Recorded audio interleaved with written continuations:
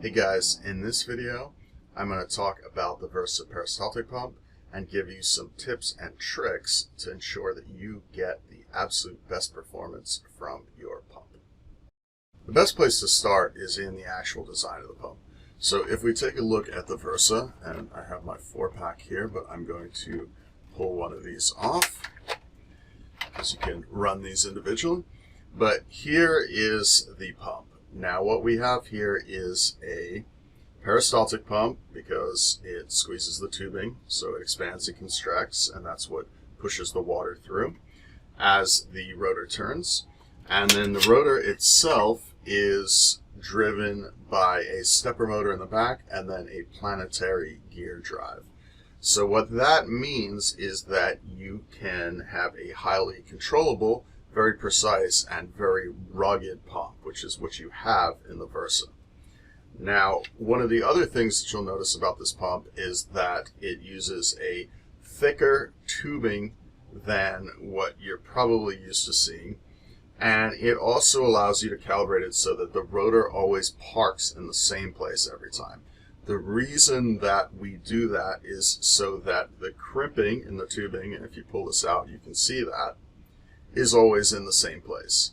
And what that allows you to do is ensure a high level of accuracy when you are dosing small volumes.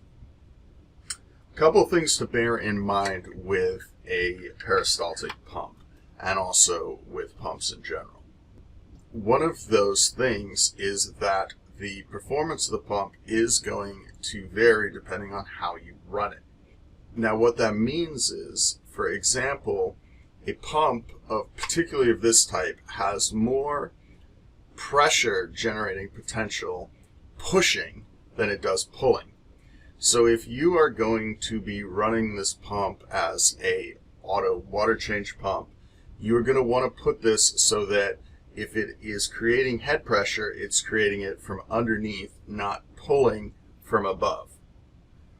If we want to illustrate that, if we took one of these and we ran it at our building, and we actually did this, if you put it on the roof of the building, which is about 15 feet up, and try to pull water up to the tubing, it will make it about halfway.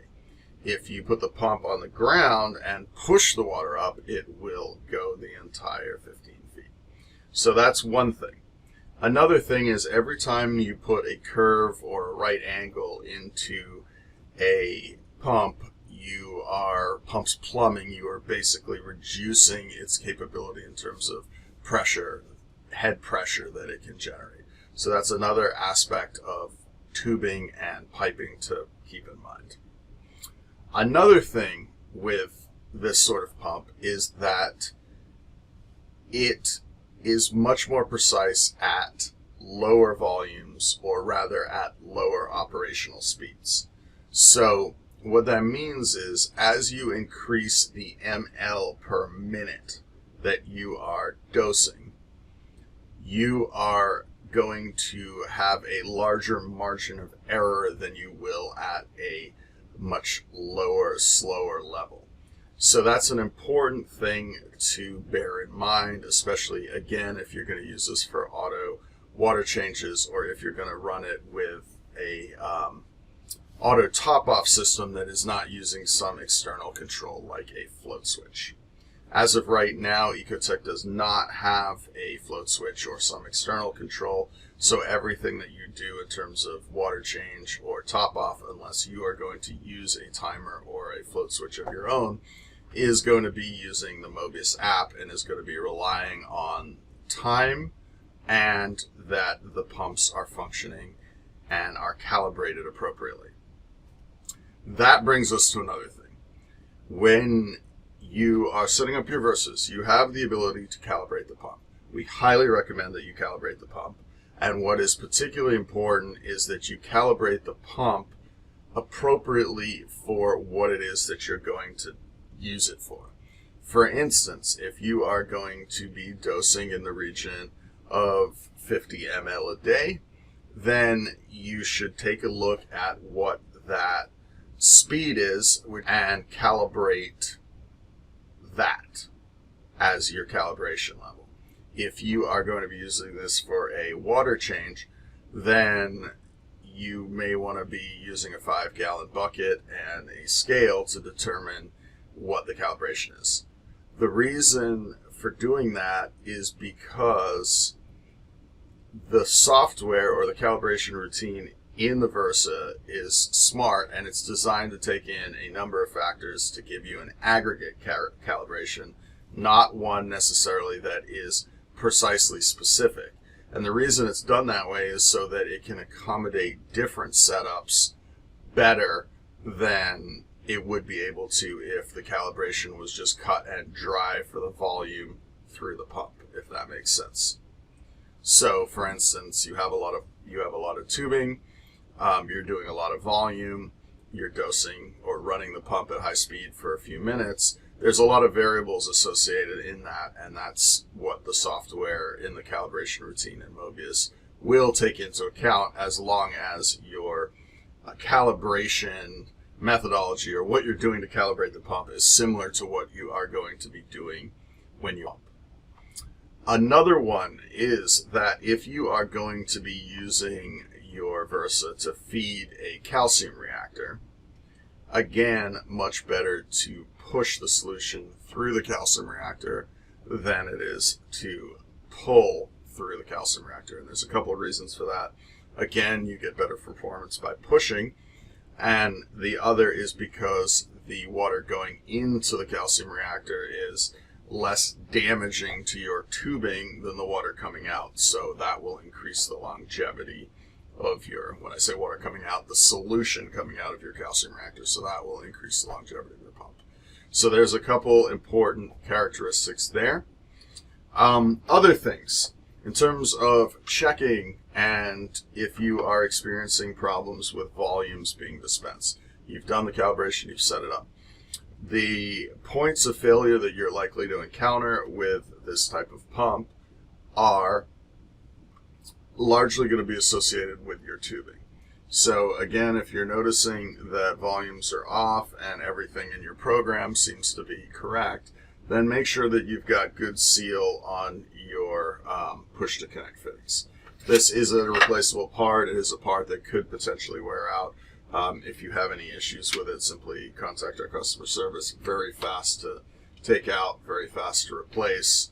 Make sure when you're using it that you push your tubing all the way in, that your tubing is actually true 1/4 inch OD and not a millimeter equivalent OD waterline tubing, because otherwise you may not get a good seal there.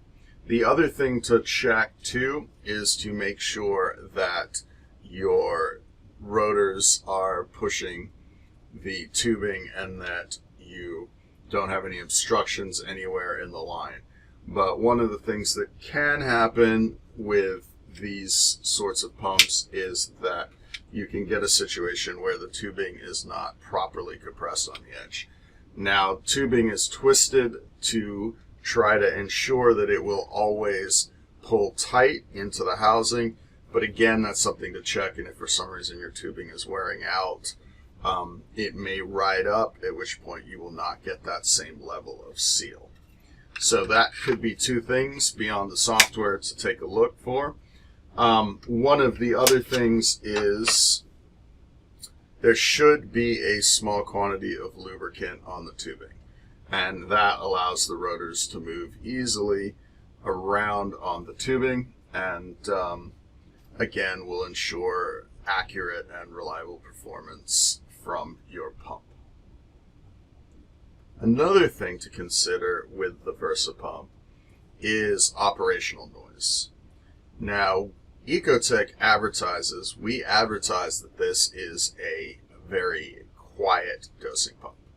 And that is absolutely true if you are running a Versa within a typical aquarium size up to a couple 100 gallons and you are dosing additives.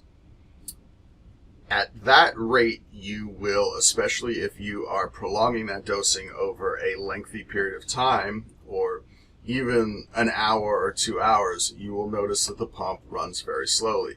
And that's because it's dosing continuous. So unlike traditional dosing pumps where the speed of the motor is always the same and the volume is determined by the length of time that the motor runs, the Versa is smarter than that and will actually allow you to control that speed.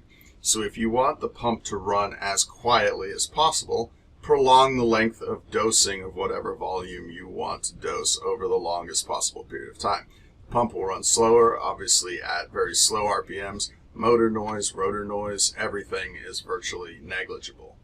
As you accelerate the pump and the dosing speed increases or the operational speed increases, you will start to hear more noise. Some of that is motor noise, some of that is friction noise, some of that might even be the liquid moving through the tubing. If you are going to run it at high volume or comparatively high volume for its capacity, then there may be noise associated with that, at which point you may wish to put it somewhere else if you can't decrease the speed of the pump. So that's one of the things to consider, is that you have the option to run the pump slower and dose over a longer period of time. So if you want it to be as quiet as possible, then that is the best way to achieve that. I've used a number of dosing pumps personally. I can say that the Versa in comparable performance scenarios is much quieter than any of those pumps that I've ever used. However, if I'm using it to do auto change or move a large volume of water quickly, I notice that it can get fairly loud in the sense that you can hear the rotor going, and there's also, because of the gearing, you can also hear kind of a thudding noise, which is perfectly normal. It's not impacting the performance of the pump in any way. But if you are looking for a very quiet peristaltic pump, then you need to run the Versa at lower RPM. Okay, that's it. Hopefully that sheds a little bit of light on how to get the best out of your Versa pump. And thanks for watching.